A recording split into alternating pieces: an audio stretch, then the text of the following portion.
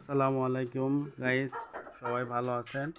যারা শখের মুরগি পালবেন তারা খাবারের পাশে ফিড, অন্যান্য খাবারের পাশে প্রাকৃতিক খাবার দেওয়ার চেষ্টা করবেন।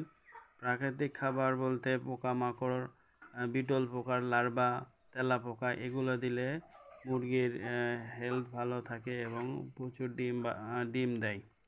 মুরগি প্রকৃতিগতভাবে সর্বভোগ বা অমনিভোরাস। তারা শস্য, ঘাস, পোকামাকড় সবই খায়।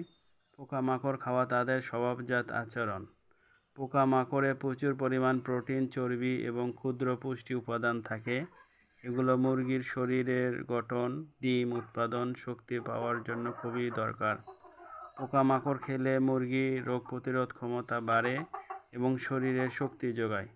পোকামাকড় থেকে মুরগি ভিটামিন বি, ক্যালসিয়াম, ফসফরাস এর মতো উপকারী উপাদান পায়, যা মুরগির ডিম উৎপাদনের জন্য সহায়ক হয়।